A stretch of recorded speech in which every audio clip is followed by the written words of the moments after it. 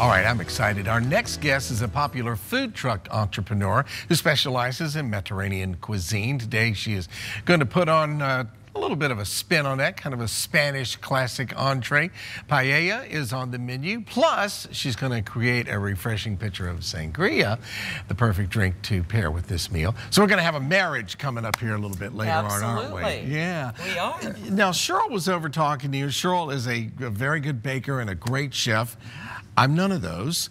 And you, in a food truck, kind of had to adapt the way you cook things to be able to do that in the back of a food truck and still make it delicious and fresh tasting. That's right. I have a self-contained food truck. Some food truckers have commissaries, but I am set up and so there's no kitchen somewhere where you're making this. No, I make everything on my truck. You made it right there. Right. So I have an Instapot that is wonderful. I really recommend buying one of these. I do soups, I do roasts in this, I do my rice for my paella. I have an induction plate where I actually do the other ingredients that go into my paella, and then I marry the two together. So that is the marriage, yeah. Yeah, so that allows me to do a little bit more with my space, and then I can make bigger volumes. It just works better for my food truck. And I'd say, too, to the viewers at home, this way, Instapot cooks rice beautifully. Now, is Instapot a brand name or is that a style? Instapot is a brand name. Yeah. This is an electric pressure cooker. Many companies make them.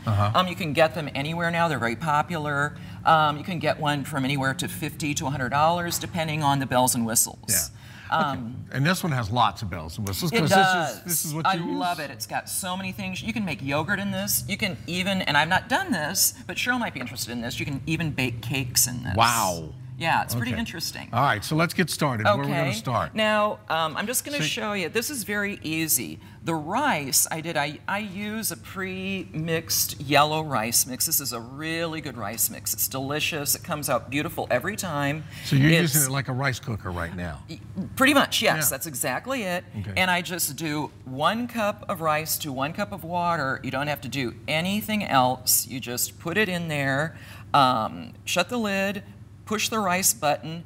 The machine automatically knows what quantity you've put in, so it will automatically figure out the timing for it. I put in 3 cups of water, 3 cups of rice, took about 20 minutes. So this is not Grandma's pressure cooker. This thing's smart. And this turned out beautifully. Look at how beautiful that is. Oh, wow. Fluffy, gorgeous. Perfect. Rice. That's how you want it. You don't want it gummy like a risotto. You want a nice rice. So we've got that all taken care of. All right. Now I'm going to get to my ingredients here. And this one would normally take a little longer than we have time to show today. Yeah. But now I have pre-cooked my meat. What I use in my paella is chicken, and I use a hot Italian sausage. It's very easy to find.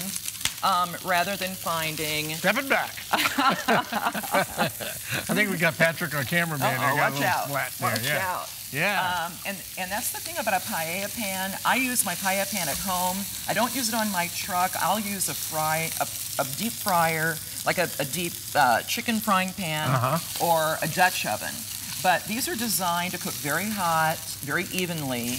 For the types of ingredients that you're using in a paella. Is that kind of like a wok would work? Sort of like a Spanish wok in a way, yeah. It inducts heat very evenly and quickly and hot. So I've got my hot Italian sausage and my chicken breast here.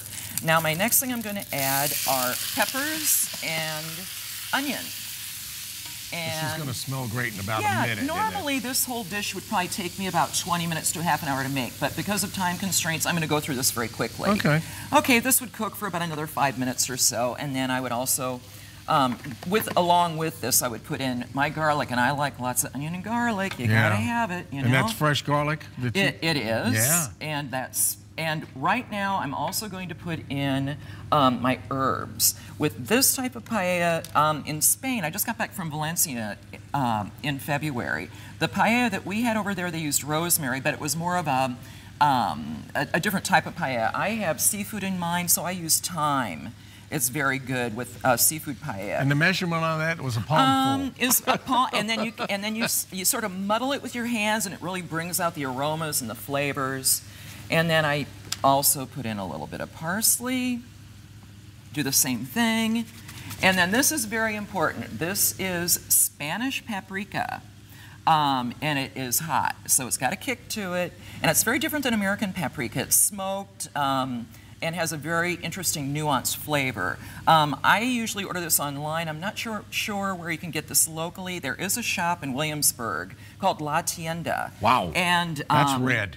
Yeah, isn't that beautiful? Now, the colors so are the starting to come sausage through. was hot. Yeah, this is going to have a little bit of a kick to it. Paprika's hot. But the rice, like a lot of other ethnic dishes, cools the dish off. So now I'm going to add some Spanish olives. And you got to have Spanish olives in a Spanish paella. And then roasted red peppers, very important ingredient. That goes in. And then here comes the seafood portion of this. Now in Valencia, we had a traditional Valencia paella. It was chicken, rabbit, and snails.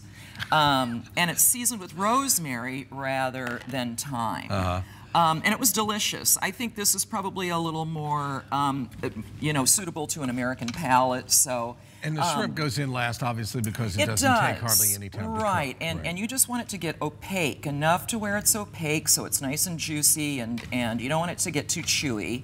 And that is one of the last things to go in, and you can see it starting to get opaque. Yeah, we need to move on to the sangria because I'm getting thirsty. Okay. And that comes in next. Nice, you got to have your signature green peas and your tomatoes. Some fresh tomatoes. And that's pretty much it. You marry it with your rice, and you've got this beautiful. This is what it ends up.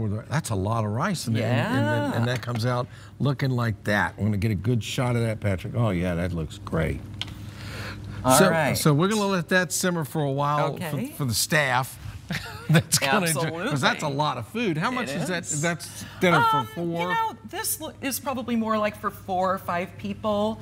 And the Spanish are very communal people. They would usually put the paella pan at the dinner table, and everybody helps themselves. Okay. So and that's exactly what we'll do I'm after making the about show. maybe 6 to 8 portions right now. We'll wrestle for it. All right, so next up is the sangria. Let's move over here. You gotta have sangria Open the to go bar. with I'm your going to paella. switch places with you and let you come on down here what for I this. have done is I have muddled citrus fruit, lemon, lime, oranges, sliced. You kind of muddle them with your hands in the pitcher. Now, with a traditional... So we have muddled through 2 dishes. We're muddling. We're just muddling away. Now you want to do a half a cup of brandy. Oh, go ahead. Brandy is very, very important in sangria. Yeah. And also triple sec. And I'm going to put about the same amount of triple sec. And this is an orange flavored cordial that goes nicely with that. So it's orange flavored. That's correct. Next, some lemon juice. Gotta have very citrusy dish. That's what we're hoping. And then this is a combination of lemonade and orange juice, and it's about a cup or so that goes in there.